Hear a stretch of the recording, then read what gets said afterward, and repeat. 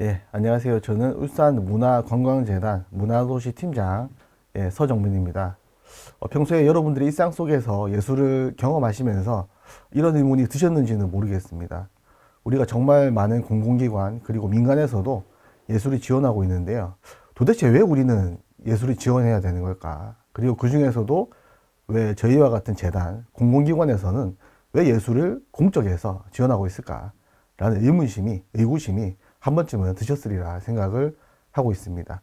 저는 오늘 그런 의구심에 대해서 전반적인 이야기와 사례 중심으로 말씀을 드릴 수 있도록 하겠습니다. 지난 2011년 약 18, 2, 3년 전입니다. 대한민국에 정말 비극적인 사건이 발생을 했습니다. 당시 30대 초반이었던 유망한 시나리오 작가인 최고원 작가가 정말 극심한 생활고에 시달리다가 목숨을 잃게 되는 사건이 발생을 했습니다. 당시에 정말 충격이었습니다. 왜냐하면 2011년이면 우리나라의 어떤 이제 문화적 수준, 문화적 위상, 그리고 영화 산업에 대한 전반적으로 정말 대한민국 위상이 상당했거든요. 그런데 그 분야에서 어떻게 시나리오 작가가 정말 전도 유명한 작가가 소위 말하는 굶어 죽게 되었을까라는 저희가 정말 극심한 충격에 빠지게 되었습니다.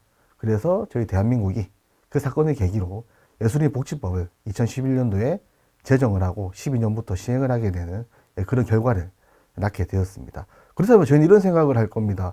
어떻게 예술인이 참 극심한 생활고로 굶어 죽을 수가 있지? 이런 사건이 가능한 것인가? 영화인이면 돈 잘 벌지 않을까? 라는 의구심이 드실 겁니다. 그래서 한번 살펴보겠습니다. 이것은 최고원 작가가 남긴 마지막 편지거든요. 한번 읽어보시면 당시의 상황을 정말 잘 알 수 있을 것 같습니다. 혹자는 그렇게 말씀을 하십니다. 왜 알바 같은 걸 하지 않냐? 다른 일을 하면서 좀 생활에 보탬이 되지 않느냐라고 말씀을 하시지만 당시에 최고원 작가는 정말 많은 활동을 하고 있었습니다. 다만 대금 지급이라든가 여러 가지 이제 사회 인프라 그리고 사회 복지망 속에 비껴가 있었기 때문에 그러한 지원을 적절히 받지 못했다. 그래서 이런 비극적인 일이 발생했다라는 것을 말씀을 드리겠습니다. 예술은 이런 이제 딜레마를 가지게 됩니다. 이제 자료를 보시게 되면 앞에 사진은 흑백 사진이 약 2, 300년 전쯤의 이제 사진이거든요. 저희가 보시면은 옛날은 이제 예를 들어서 티셔츠를 하나 만든다고 치면은 사람들이 모여요. 그리고 목화에서 이제 실을 빼냅니다. 그리고 사람들이 모여가지고 실을 짜고 정말 가내수공업이라고 하죠. 티셔츠 하나를 만들기 위해서 정말 많은 사람들이 수공업을 통해 가지고 노력을 기울이게 됩니다. 그렇다고 한다면은 당연히 이제 티셔츠의 가격은 높아지게 되고 생산성은 정말 낮겠죠. 정말 수십 시간을 들여야만 티셔츠 몇 장을 만들어낼 수 있는 그런 이제 정말 생산성이 낮은 그런 사회에서 살다가 현재는 어떻습니까? 저희가 당연히 이제 기계화가 되고 공업화가 되면서 정말 단시간 내에 많은 이제 생산품을 만들어낼 수 있는 현재 이제 여러분들이 이제 인터넷에서 검색을 하시다 보면은 티셔츠 싼 거는 1,000원, 2,000원밖에 안 하거든요. 정말 옛날과는 다르게 생산성은 정말 높아졌고요. 대신 이제 저희가 사회가 고도화로 이제 민주화가 되다 보니까 인건비는 올라가게 되어 있습니다. 그러다 해서 이제 가격은 또 내려가고 이런 이제 세 가지 변화를 저희가 맞게 됩니다. 그렇다면 문화예술은 어떨까요? 한번 살펴보겠습니다. 200년 전쯤에 이제 공연을 연주하는 모습입니다. 베토벤이 이제 합창 교향곡인데요. 합창 교향곡을 저희가 무대에 세우기 위해서는 약 100명 이상의 인원이 동원이 돼야 됩니다. 오케스트라도 있고 합창단도 있을 것이고요. 근데 현재는 어떨까요? 똑같습니다. 200년 전에 100여 명이 모여가지고 연습을 하고 그리고 노력을 기울이던 것이 현재에는 달라진 것이 전혀 없습니다. 효율성은 그대로입니다. 똑같은 시간을 연습을 해야 되고 똑같은 시간을 노력해야만 그 결과를 창출해낼 수 있는 것입니다. 다만 앞서 말씀드렸던 것 같이 사회가 민주화가 되면서 인건비는 올라갔습니다. 그러다 보니까 오히려 과거보다 예술을 경험하는데 가격은 더 올라가는 이런 이제 현상이 발생을 하게 됩니다. 특히 이제 공인예술 분야에서 이런 것들이 두드러지는데요. 이런 것들을 공인예술과 경제적 딜레마라고 하는 예전에 이제 유명한 논문을 통해서 저희가 그런 논리를 저희가 얻을 수 있게 되었습니다. 한번 사례를 보겠습니다. 앞서 말씀드렸던 이제 베토벤 9 심포니 9번 교향곡을 저희가 연주한다고 쳤을 때 제가 대략적으로 예산을 짠 부분이거든요. 3개월 동안 단원들이 모여서 정말 최저임금에 가까운 돈을 받으면서 연습을 한다 쳤다 했을 때 약 7억 원이 소요가 된다고 제가 한번 산출을 해봤습니다. 그렇다면 이제 보통 공연장이 1,500석에서 2,000석 정도가 되거든요. 100%다 팔릴 수는 없기 때문에 1,500석을 기준으로 했을 때 과연 2회 공연을 했을 때 좌석당 얼마를 받아야 될까라고 봤을 때는 최소한 23만 7천 원 정도를 받아야만 평균을 유지하는 겁니다. 그렇다면 산술적으로 봤을 때 이상을 받아야 되겠죠. 적어도 이제 객석당 좋은 객석은 50만 원 이상, 그리고 나쁜 객석은 한 10만 원 정도는 받아야 이게 경제적으로 예술인들이 생활에 영위할 수 있는 그런 상황이 되는 겁니다. 이것도 철저하게 최저임금을 기준으로 했을 때입니다. 얼마나 이제 예술이 가지는 이런 경제적인 딜레마가 극심한지 여러분들은 이 사례를 통해서 알 수 있으실 것이라 생각을 합니다. 예술가의 삶에 대해서도 한번 살펴보겠습니다. 여러분들이 정말 좋아하시는 빈센트 반 고흐가 있습니다. 고흐는 이제 유명한 후기 인상주의를 대표하는 작가입니다. 사실 인상주의 작가는 아니지만 저희가 굳이 표현하자면 후기 인상주의에 포함되는 작가인데요. 고흐는 평생에 걸쳐가지고 단 한 점의 작품만을 판매했습니다. 그렇다면 고흐는 어떻게 살았을까요? 평생을. 물론 고흐의 삶이 초창기에 이제 화랑에서 일하기도 하고요. 그리고 성직자의 꿈을 품고 전도사 생활을 하기도 합니다. 하지만 고흐는 현재 기준으로 보면 뭐라고 할까요? 사회 부적응자, 그리고 정신적으로 좀 문제가 있는 사람, 당시에 유행하던 압생트에 중독된 알코올 중독자, 사실 이 세 가지를 모두 갖고 있는 현재 기준에 봐서는 정말 사회에서 적응하기 힘든 그런 사람이었습니다. 그런 사람이 평생 한 점의 그림만 팔았는데 그 고흐가 살면서 한 900점 이상의 그림을 남겼거든요. 이 대부분의 그림은 약 10년여 동안 그린 그림입니다. 어떻게 이 많은 그림을 그리면서 경제생활 없이 해냈을까라고 봤을 때 미술상이었던 동생 테오의 도움을 많이 받았습니다. 거의 평생에 걸쳐가지고 테오의 후원을 저희 얻게 되었고요. 후원을 통해서 수많은 명작들을 탄생하게 됩니다. 정말 안타까운 점은 뭐냐면 고흐는 이제 일찍 사망을 하게 됩니다. 30대 후반의 나이에 여러분들이 잘 아시는 것처럼 이제 권총 자살을 해서 죽게 되는데요. 테오 또한 고흐가 죽고 나서 1년도 안 돼서 같이 죽게 됩니다. 형제는 살아서는 정말 빚을 못 받는데요. 뭐 나중에 뒤에 말씀드리겠지만 이제 아내, 이제 테오의 이제 동생이 테오의 아내가 사후 활동을 통해 가지고 빛이 발하게 되는 그런 상황을 맞이하게 됩니다. 빈센트 반 고흐가 이제 여러 가지 시행착오를 겪고 이제 프랑스 남부 아르리라는 곳에 머물렀습니다. 아르리라는 곳을 보면 이제 소위가 말하는 이제 미스트랄, 혹시 여러분들 기억하실지 모르겠는데 예전에 이제 저희 정부에서 프랑스에서 무기를 사올 때 미스트랄이라는 물이 사오려고 했었거든요. 그 미스트랄이 뭐냐면 이제 그 프랑스 남부에서 불어오는 이제 바람, 이제 폭풍 같은 건데요. 그래서 그 그림을 보시면은 여러분들 막 이제 회오리 신다거나 어떤 격정적인 이제 어떤 느낌 많이 받으셨을 거예요. 그게 이제 아르레에서 그림을 그리면서 그런 바람이 막 불어오는 것들을 표현하다 보니까 그런 것들이 표현됐다. 다만 이 두 그림을 그렇진 않고요. 우선 보겠습니다. 노란집이라는 그림입니다. 이 노란집이 뭐냐? 고흐가 프랑스 아르레에서 머물 때 이제 살았던 집입니다. 여기서 이제 고흐는 예술인 공동체를 꿈꿨습니다. 돈도 없지만 예술인 공동체를 꿈꿨습니다. 그리고 그때 한 명의 예술인이 고흐를 찾아와서 이제 동거를 하게 됩니다. 누구냐면 이제 고갱이라는 예술가입니다. 고갱도 이제 당시에 돈이 없었어요. 그래서 고갱이 이제 찾아왔을 때 어떻게 찾아왔냐?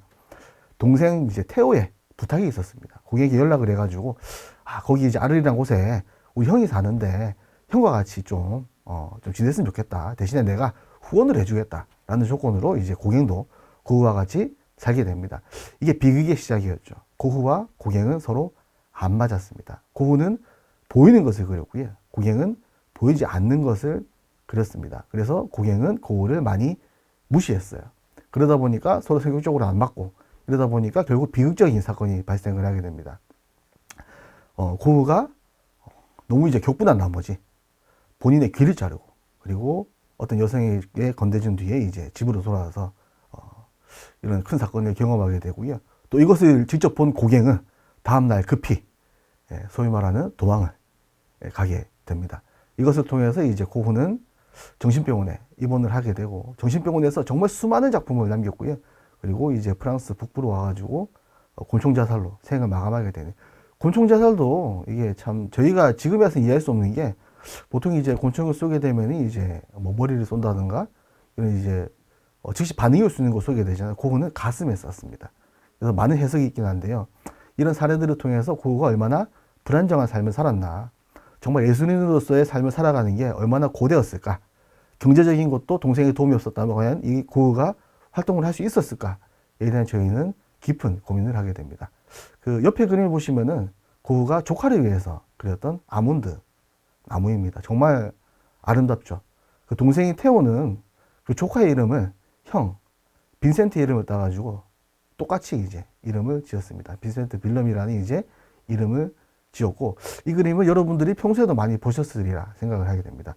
이 모든 작품들은 네덜란드에 가시면은 보실 수 있습니다. 그 앞서 말씀드렸던 것처럼 이제 고흐는 동생의 헌신적인 후원으로 정말 개성 있고 독특한 작품 세계를 그리게 되고요. 이거는 이제 그 별이 빛나는 밤이라는 이제 너무나 잘 아시는 작품이고, 이게 그 잘못된 정보인데요. 반 고흐 뮤지엄이 아니라 이제 미국의 모마, 뉴욕 현대미술관에 있는 작품이고, 이거 이제 생렘이라는 정신병원에 입원했을 때 병원에서 그린 작품입니다.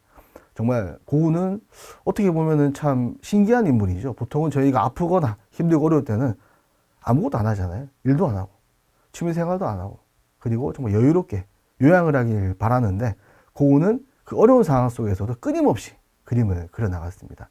그런 점에서 저희는 이 빈센트 반 고흐라는 인물에 대해서 알 수 없는 교감을 느끼는 게 아닌가라고 저희가 알 수 있습니다. 더 넓은 의미에서는 이제 동생의 안목조차 정말 대단하다라고 볼 수 있을 것입니다.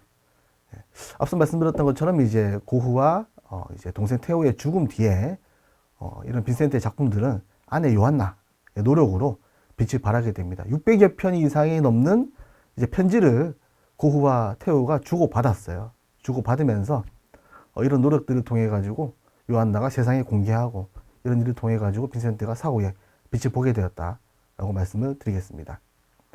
예술가 5명이 있습니다. 아마 아시는 분도 있을 거예요. 이제 왼쪽 위부터 모차르트, 그리고 그 아래는 하이든, 중간에는 차이콥스키, 그리고 오른쪽 위에는 생상스, 프랑스 작곡가죠. 그리고 그 아래는 림스키 코르사코프라는 작곡가입니다. 5분 다 살았을 때 경제적으로도 상당히 성공을 거둔 인물입니다.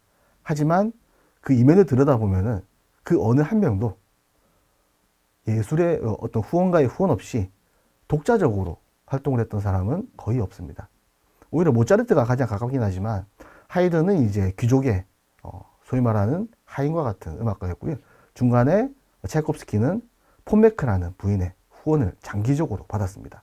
생상스는 교수님이었고, 림스키 코르사코프도 교수님이었습니다. 모두가 다른 직업을 하면서 예술 활동을 할 수밖에 없었던 이 위대한 예술가들조차도 그런 상황에 놓였다라는 것을 말씀을 드리겠습니다.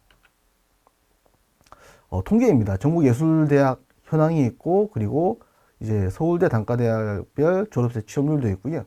이제 중요한 건 이제 오른쪽을 보시면 알게 되는데, 예술인들의 분야별 개인 예술활동 수입입니다. 정말 놀랍죠. 충격적이고 놀랍습니다. 뭐 미술, 공예, 음악, 국악, 무용, 연극 할 것 없이 전부 다 이제 순수 예술 활동만으로는 이렇게 경제적 생활을 하는 것이 어렵다라는 것을 알 수 있습니다. 한 가지 예를 들면은 예술의 수요성이라고 하는 것이 중요한데요. 여러분들이 예술을 경험할 때 최고의 예술을 경험하길 바랍니다. 그래서 현재 정부의 문체부의 이제 방향성도 최고의 예술, 모두의 문화 이런 식인데요. 이게 무엇을 의미하느냐? 웬만한 수준이 아니고서는 우리가 비용을 지불해서 예술을 소비하기 어렵다라는 의미가 됩니다. 자, 다음 보겠습니다. 현재는 어떻게 되고 있냐? 예술에 대해서 어떻게 지원이 되고 있냐라는 것을 봤을 때, 현대에는 이제 국가들이, 정부가 들어섰습니다.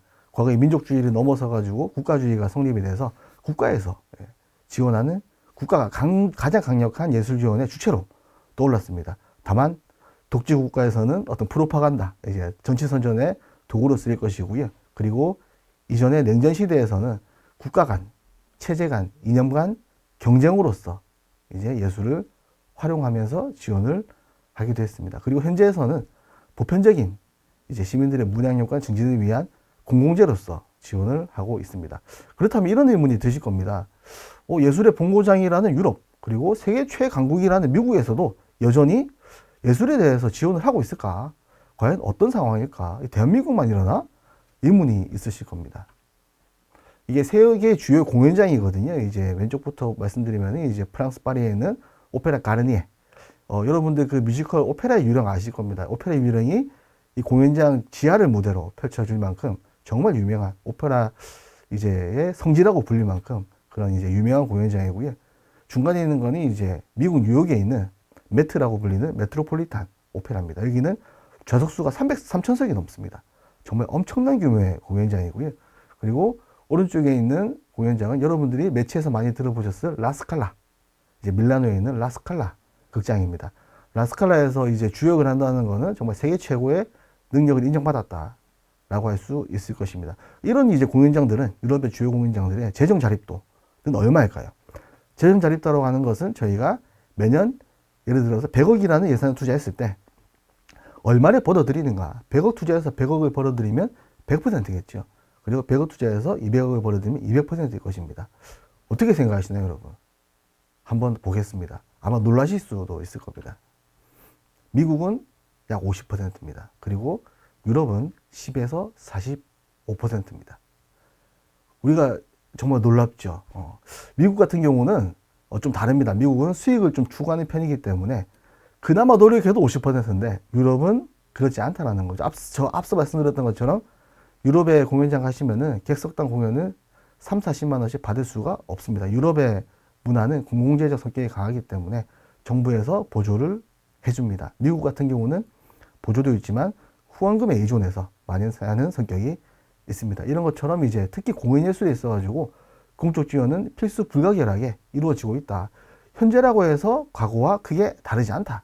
라고 하는 것을 말씀을 드릴 수 있습니다. 뭐 예외도 있습니다. 뭐 바이오리트라든가 뭐 바덴 같은 경우는 자체적인 수입이 워낙 또 좋기 때문에 특이한 케이스가 있긴 하지만 특이한 케이스를 저희가 일반화시킬 수는 없기 때문에 보편적으로 봤을 때 일반적으로 봤을 때 이런 상황이다. 다만 이제 시각예술은 좀 다를 수가 있습니다. 스미소니언 재단이라든지 구겐하임 재단이라든지 시각예술 분야 같은 경우는 경제적으로 수익을 거두는 경우가 많이 있습니다. 왜냐하면 이제 미술 같은 경우는 작품이 남잖아요. 이것들이 가치를 인정받으면 이제 큰 비용으로, 큰 규모로 이제 되팔 수 있기 때문에 이런 것들이 좀 두드러진다라고 말씀을 드리겠습니다. 그러면 이제 우리가 지원해야 하는 이유를 찾아야겠죠. 앞서 사례로 말씀드려서 아시겠지만 한번 포괄적으로 한번 보겠습니다. 이게 뭐 대단한 내용은 아니고요. 이제 문화경제학이라는 곳에 나오는 분야를 축약한 겁니다. 우리가 예술에 대해 지원할 때 경제와는 좀 다르잖아요. 뭐 다른 분야는 좀 다르지, 의학이나 이런 분야가 다르지 않습니까? 약간 이제 외부성, 외부 편익에 의존하게 되는데 아마 이런 것이 있을 겁니다. 우리는 예술에 대해서 그 지원이 필요하고 우리 삶을 윤택하게 한다는 어떤 우리의 공동의 믿음이 있다고 아마 생각을 하실 겁니다. 1번, 2번은 참고를 하시면 되고요. 그리고 아래에 있는 사례는 이제 구체적으로 설명드리기보다는 제가 하나만 좀 말씀을 드리겠습니다. 가장 오른쪽에 있는 외부성 또는 외부 편익인데요. 사실 경제학에서 이제 외부성과 외부 편익은 좋은 사례는 아닙니다. 하지만 문화경제학, 특히 이제 문화예술에 있어서는 중요한 부분이라고 볼 수 있는데요. 다음 사진을 보여드리겠습니다. 프랑스 파리입니다. 루브르 박물관, 그리고 중간에 앞서 말씀드렸던 오페라 가르니에, 그리고 에펠탑입니다. 한번 가정을 해보겠습니다. 제가 파리에 살아요. 그런데 너무 찢어지게 가난합니다. 하지만 이제 집의 위치는 좋습니다. 이쪽에 창문을 열면은 루브르 박물관이 보이고요. 그리고 다른 창문을 열면은 오페라 가르니에가 보이고, 그리고 문을 열고 나가면은 에펠탑이 보입니다. 우리가 비록 돈이 없어서 박물관과 오페라 가르니에를 가지는 못하지만 여러분 기분이 어떨까요? 뭔가 이제 문화적 도시에 사는 문화인으로서 어떤 편익, 그러니까 이제 이익을 얻는다라는 느낌을 받게 되실 겁니다. 또 다른 예를 들면은 여러분이 요즘은 아파트 사시지만 주택 사신다고 봤을 때 옆에 집에 사시는 아저씨가 화단과 이제 앞마당에 정말 예쁜 꽃들을 많이 키우세요. 여러분들 출근할 때 기분이 어떨까요? 뭔가 기분이 좋아지지 않습니까? 그런 것들이 이제 외부성 또는 외부 편익이라고 하는데 우리는 문화에 있어가지고 이런 것들을 경험할 수 있다. 그리고 직접적 예술 경험을 통해서는 또 다른 것들을 경험할 수 있다는 것을 알 수가 있습니다. 과거에 이제 르네상스 시대에 메디치 가문이라고 있었습니다. 아마 들어보신 분도 계시고 잘 아시는 분도 계실 거예요. 한번 메디치 가문에 대해서 한번 말씀을 들어보겠습니다. 14세기에 유럽에 이제 엄청난 사건이 벌어지게 됩니다. 흑사병, 페스트라고 하죠. 흑사병이 창궐 해가지고 유럽 인구의 3분의 1이 목숨을 잃게 됩니다. 물론 그 전에 이제 십자군 전쟁이라든지 다양한 이제 사건들로 인해 가지고 유럽의 인구가 감소를 하고 경제적으로 어려움이 있었지만 그런 것들이 기폭제가 되고 해가지고 14세기에 흑사병으로 이제 인구가 정말 3분의 2가 되는 정말 처참한 상황을 맞이하게 됩니다. 그러다 보니까 그렇지 않아도 수많은 전쟁으로 수입이 감소한 교회, 이제 왕정도 마찬가지겠지만 특히 교회가 이제 교황청이죠. 교황청이 정말 수입이 감소했습니다. 그럼 어떻게 될까요? 이 수입을 얻으려고 이제 노력을 해야겠죠. 그런 상황에서 14세기 이후가 되다 보니까 인구가 줄었지 않습니까? 노동력이 중시됩니다. 노동력이 중시되면은 인간 중심의 사고가 싹트게 됩니다. 이런 것을 이제 르네상스라고 합니다. 이제 중세를 넘어가지고 중세가 신의 시대였다고 한다면 우리가 다시 옛날에 그리스 로마 시대처럼 인간 중심의 사고로 돌아가자라고 하는 것이 르네상스의 핵심입니다. 르네상스가 싹트게 되고요. 앞서 말씀드렸던 것처럼 이제 교회 그리고 왕정리에서 이제 수입이 부족하다 보니까 돈을 빌려야 되지 않습니까? 노동력은 너무 값이 비싸졌고 하다 보니까 어디에서 돈을 빌리느냐? 고리대금 업자들한테 돈을 빌리게 됩니다. 그래서 고리대금 업자들이 이전에도 활동을 하고 있었지만 페스트 이후에는 정말 많이 확장을 하게 됩니다. 이탈리아의 피렌체라는 도시에는 이 메디치 가문이 귀족이 아닙니다. 왕정도 아니고 상인입니다. 이 상인들이 고리대금업을 주도하게 됩니다. 이제 메디치 가문의 이제 피렌체 국부라고 불리는 코시모 디 조반니 데 메디치 그리고 그의 아들 피에로 데 메디치. 피에로 데 메디치는 일찍 사망을 하게 됩니다. 그리고 그 다음에 로렌초 데 메디치가 있습니다. 이 3대 부자에 이르러 가지고 메디치 가문이 정말 어떻게 문해예술에 후원을 하게 되는지 간략히 말씀을 드리겠습니다. 먼저 메디치 가문은 얼마나 부자였을까요? 메디치 가문의 전성기라고 일컬어지는 1435년부터 1450년까지 수익은 약 29만, 약 30만 플로린에 가깝습니다. 이게 어떤 가치를 가지느냐? 밑에 이제 얘가 있는데요. 당시에 1000플로린이면 궁전 한 채를 건설할 수 있었습니다. 야, 궁전이 몇 채일까요? 정말 헤아리 없을 만큼 이제 큰 돈이라고 생각이 되는데요. 이 수익의 70%를 메디치 가문이 배당을 받습니다. 그리고 이것뿐만 아닙니다. 메디치 가문은 당시에 또 다양한 사업을 통해 가지고 정말 수많은 수익을 얻게 됩니다. 하지만 좀 우리가 생각을 해야 될 건 있습니다. 당시에 그 도시별로 일반 시민들은 세금을 거의 내지 않았거든요. 저희 이제 빈민가 같은 이제 생활을 했기 때문에 내지 않았다는 걸 감안했을 때 이 메디치 가문이 이 돈을 통해 가지고 어떠한 공적 활동을 하느냐, 도시에서 어떠한 활동을 하느냐에 따라 가지고 도시의 미래가 좌지우지될 정도로 당시에 이탈리아는 많은 도시들이 비슷한 상황이었다라고 말씀을 드리겠습니다. 메디치 가문의 컴플렉스가 있습니다. 아마 메디치 가문뿐 아니라 고리대금업을 하는 이제 당시에 수많은 가문들의 고민이었는데요. 그 고리대금업은 기독교 교리에 봤을 때 정말 죄악 중에 죄악입니다.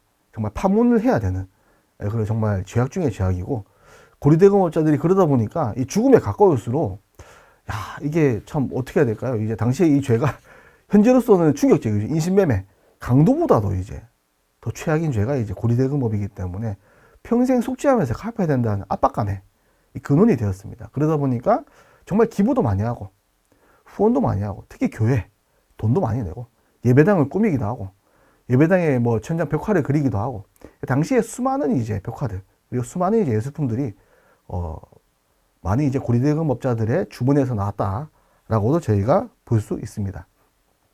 아래 사진을 보면 이제 두란텔리 알리게리라고 이제 단테입니다. 단테의 이름이고요. 단테가 쓴 신곡에 보면은 지옥편 제 17곡에 보면은 유명한 고리대금업자 레지날도 스크로베니가 나옵니다. 파도바라는 도시에서 활동했던 이제 고리대금업자고요. 이 고리대금업자가 얼마나 악독했으면 인식이 안 좋았으면 단테의 신곡에 지옥에 나왔을까 출연했을까라고 저희가 알 수 있습니다. 그러다 보니까 이제 메디치 가문도 정말 후원을 많이 했죠. 하지만 메디치 가문의 후원 방식은 좀 달랐습니다. 다른 도시들이 예술인들을 정말 노예처럼 부리고 가혹하게 대하고 하는 가문들도 많았거든요. 사실 메디치는 예술인들을 존중을 해줬습니다. 정말 예술작품 하나를 위해서 10년, 20년, 3, 40년을 기다려주기도 했고요. 대표적인 게 중간에 있는 기베르티라는 사람이고, 그리고 잘 아시는 미켈란젤로, 또 유명한 사상가인 니콜로 마키아벨리, 군주론을 쓴 이제 이분은 이제 작가라고 봐야 될까요? 사상가, 행정가라고 봐야 될 것 같습니다. 군주론도 이제 메디치 가문을 위해서 바치기 위해서 이제 쓴 거고요. 정말 수많은 이제 예술가들, 후원가들이 활동했다라고 알 수 있습니다. 메디치 가문의 유산은 뭐 그 목적이 어찌 되었든 인류의 문화와 역사와 함께 할 것입니다. 메디치 가문이 순수한 목적이 아니었다 할지라도 메디치 가문이 남긴 유산은 현재 우리는 누릴 수 있는 것이고요. 메디치 가문의 공적 지원이 있었기 때문에 우리가 수많은 예술가들의 작품을 이탈리아에 가서 경험한다든지 인류 공통의 자산으로서 우리가 경험을 할 수 있게 되는 것입니다. 아래 보시면은 미켈란젤로의 작품들입니다. 피에타라든지 천지창조, 그리고 다비드상을 우리가 현재 마주할 수 있게 되는 것입니다. 여러분들 피렌체 가시면은 정말 사람들이 바글바글합니다. 이상으로 첫 번째 강의 예술관 공적 지원에 대해서 마치도록 하겠습니다. 감사합니다.